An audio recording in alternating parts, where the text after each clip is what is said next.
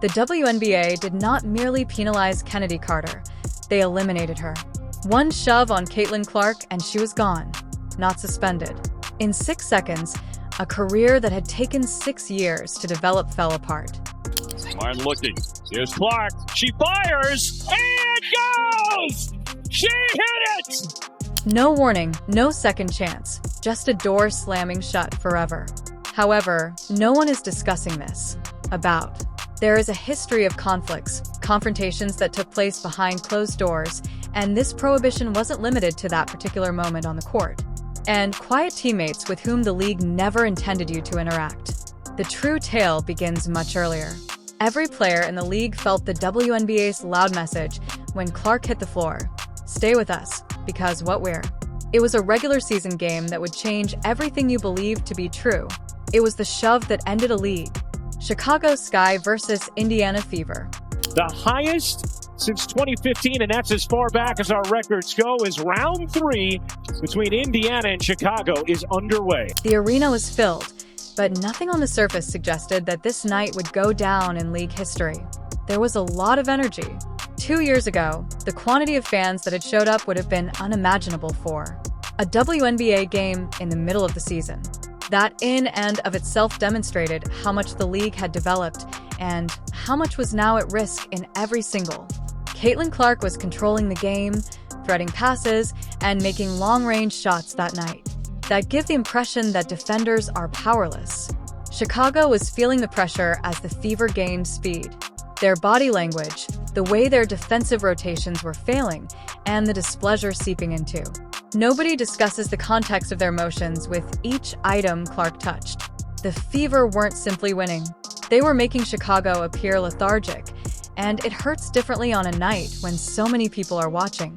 Then, without a ball in the air, a contested shot, or any other basketball-related reason, Chennedy Carter approached Clark from behind. Carter shoved her hard, unrelated to the action, and Clark fell to the ground. Hardwood. The Sky's Chennedy Carter hitting a shot, then heading over to Clark and shoulder-checking her. The arena fell silent, but not in the way that happens after a flagrant play or a hard foul when spectators began. Reacting was not the same as this stillness, which caused thousands of individuals to cease breathing simultaneously because they had just witnessed something that was inappropriate and went too far. Until it was crossed, the majority of people were unaware of its existence. Players on both benches ceased to move. The referee's whistle sounded far away, and the coaches paused in the middle of their sentences. Then came the replays. It appeared the same from all angles, slow motion and deliberate, calculated. Carter wasn't aiming for a loose ball, and there was no reading of the play that would have explained her movement. She approached a seasoned analyst who was seated and made a decision without disputing anything. Courtside put it plainly. In my 15 years of covering women's basketball, I have witnessed harsh fouls, angry moments, violent play, but this was different. It had no basketball-related objective. What transpired in the minutes that followed was nearly as telling. Carter ignored Clark, avoided making eye contact, and left as if nothing had taken place. Clark got up, cleaned herself up, and continued to play, which, as it turned out, revealed everything about the difference between these two individuals. The game went on until the last buzzer went off, but something had already been set in motion that could not be stopped by a final score. The league had witnessed it, the cameras had captured it, and Carter's clock had already began ticking down. She was unaware that it was a punishment designed to last. When the league office revealed, the wording used in its statement was remarkably forthright. Carter's actions were characterized as an intentional assault that was incongruous with professional basketball's ideals. The WNBA told ESPN yesterday Carter has now been assessed a flagrant 1 after a league review. Everyone in the league knew the WNBA's cautious word choice. No softening, no diplomatic cushioning. Precisely what they intended. The penalty was an indefinite suspension with requirements for reinstatement. Let's stop there because the requirements for reinstatement seem regular. Leagues frequently sit down players, put up boxes for them to check, and then bring them back after the dust has settled. It is not even close to norm. Several sources who spoke without identifying themselves affirmed what many in the league had previously surmised. Those circumstances were deliberately created to be practically unfeasible. This was neither a cooling-off period, nor was it a teachable moment with an obvious way out. In addition to wanting Carter out of competition, the league needed to safeguard itself against possible legal difficulties associated with a lifelong ban. As a result, they created a more complex suspension that serves as a ban without being referred to as such. Imagine it as a locked door with a combination they never provided. She had to complete more than 500 hours of community service, which would require more than a year to finish, all the while attempting to keep up any kind of physical fitness. Additionally, thorough behavioral evaluations with no clear conclusion and a probationary term. So, given that even if Carter managed to overcome every obstacle, her income and freedom of movement would be severely restricted on the opposite side. One senior team executive didn't care to use precise wording when discussing off the record. The one thing about Kennedy, I actually spoke about this to her yesterday, is she's coachable. They just omitted the word career execution. The financial cost of all of this is enormous, and it goes well beyond what most people understand when they hear the word suspension. Let's start with the contract money that was lost, then include the endorsement agreements that ended rather than just paused. One brand that had been inactive. Discussions with Carter's agent were completed in a matter of days. In the modern WNBA, where elite players are finally, the pipeline closure is more than just a small annoyance, as it is beginning to draw actual sponsorship funding. Her earning potential has fundamentally changed. Then, take future earnings into account.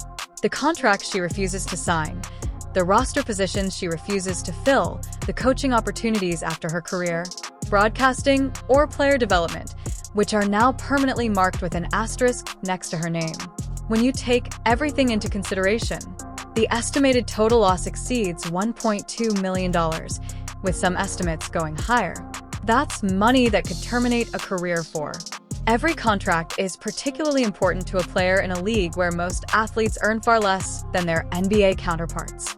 Furthermore, the true question, the one that no one is raising aloud, is not whether the sentence was excessively severe, whether this thrust was the real cause or just the last piece of a much longer puzzle is sufficient. The last thing the league needed was to feel justified in carrying out what they had probably already made up their minds. Because such penalties are not created overnight. Rather, they are created when an organization has been keeping an eye on someone for a while. Atlanta Dream, the trail nobody connected, 2019. As the fourth overall choice, Chennedy Carter enters the game with high expectations, a lot of buzz, and a level of talent that justifies. The Dream had their player, a dynamic scorer with exceptional athleticism, and draft night appeared to be the start of something exceptional.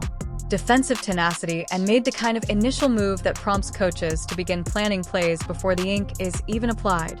The front office was confident, the fan base was thrilled, and everything was moving in the right direction.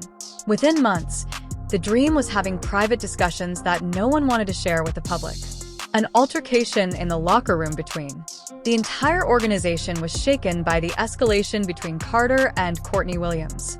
Here's why that particular fact is important. More than it may appear, Williams is regarded by many as one of the league's most composed and upbeat players. According to everyone who has worked with her, she doesn't start arguments. Just the kind of seasoned player that young athletes should have on their side. However, when the circumstances between her and Carter almost got physical, according to a former Dream employee, this wasn't typical conflict between teammates. This is the kind of thing that causes internal team disintegration. When a conflict escalates to that level with someone like Courtney Williams, it spreads throughout the company rather than remaining silent in the locker room.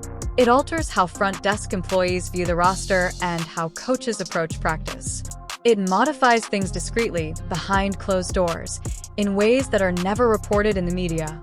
Carter's stay in Atlanta came to a sudden end, and she traveled to Los Angeles to start over with a new organization, a fresh opportunity, a different team, a different coaching staff, and a different locale. All the components of a reset were there. The pattern continued to follow her. isn't the unglamorous but crucial portion of film sessions? Of professional basketball, where teams develop mutual respect and confidence in one another's abilities. Carter kept cutting people off, coaches, and disregarded their tactical advice before leaving the room completely. Not once, not twice. This occurred frequently enough that it ceased to be an incident and instead became a dynamic. The entire company had to maneuver. The Sparks made an effort, changed, and eventually, they came to a decision that still makes WNBA insiders shudder when they discuss it. They paid Carter around $90,000, over one-third of their wage budget, to walk away. Take a moment to consider that figure, as players occasionally take wage reductions in order to remain on a competitive squad, and one team gave over six figures without considering performance, but not for a trade to remove a single player from their building. That figure does not represent a monetary exchange. It makes a claim that whatever is going on here is costing us more than $90,000 to continue dealing with. The quiet of her own squad followed Carter's landing with Chicago Sky. The thing about the WNBA is that player solidarity is genuine. Bonds are formed by their shared past. When one of them falters, the others follow suit. When discipline declines from, teammates don't just absorb it in silence, they react. Character references are recorded in the league office. It's a culture of standing together. Players who weren't even involved find microphones and utilize them. Statements are released. It has been for years. Carter's Chicago Sky colleagues made no public statements following her ban. Nothing from the locker room indicated that the punishment felt severe, according to an anonymous quote. Throughout the season, Carter had shared with these women. There was no support, no defense, and no subtle hint that the league had gone too far. There was complete stillness, which would be odd in any other situation. It is remarkable given the WNBA's spirit of unity, because remaining silent when a teammate gets disciplined isn't impartial in this league. It's a decision that each member of that organization must make. And then there was Angel Reese. Reese had seemed to have a true understanding of what their silence was communicating. Relationship with Carter during the season. They were pictured together at team functions. They engaged in public interactions in ways that implied a genuine bond, fostering not simply courteous coworker energy, but something that appeared to. It felt like a genuine friendship between two people who genuinely appreciated each other's company. Fans and the media noticed it. Reese unfollowed Carter on all social media sites within hours of the shove. No notification. No justification, no post, no narrative, no ambiguous allusion, just as tidy and purposeful as a door closing. Reese didn't have to do it in public, so that one deed said more than any remark could have. She had the option to discreetly withdraw herself for weeks without anyone noticing, but the unfollow happened quickly enough, and enough obvious to be seen right away. Whether it was done on purpose or not, the result was the same. Without using a single word, it informed everyone who was watching where Angel Reese was standing. Additionally, the social media activity. If anyone had been paying attention, they had already begun telling a story in the weeks preceding the catastrophe. Sufficient attention. Subtle team unfollows. Players' cryptic messages about appreciating the game and understanding your role. Carter's name was noticeably missing from team-building materials that included almost everyone else on the roster. Each of those items is simple to ignore on its own, but when combined, they create a picture that depicts a locker room. Long before the night in Indiana, it had already begun to distance itself from Carter. These were not coincidental events. They were cues from those who had been observing an internal process that never materialized, never appeared in a post-game comment, never made it into a press release, and didn't make headlines until it was too late. It would have only taken 30 seconds for everything to cease. A straightforward acknowledgement, 30 seconds of sincere accountability, a straightforward apology, and an admission that I recognize I crossed a line, could have altered the course of the entire narrative. Carter had that opportunity during the news conference following the game.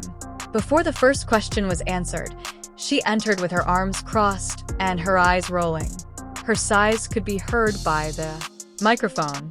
In response to a reporter's direct question regarding the Clark incident, Carter said, "Actually, I'm not really thinking about that play anymore because I'm concentrating on New York. All right, it's just basketball. I don't see why we're dragging it out. It simply happened. The room fell silent in a new way, in a different manner than the arena had. When asked if she regretted not taking action sooner, Carter reiterated, saying, "No, I don't regret not addressing it right away."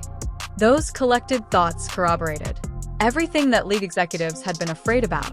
It wasn't that Carter had pushed someone, but rather that she actually could not understand the significance of it, was unable to engage in the introspection necessary for professional development, couldn't handle the situation with even a little degree of responsibility. A media veteran explained, "To be honest, I've covered a lot of press conferences, but that was the first time I saw a player end their own career. The league was observing in real time.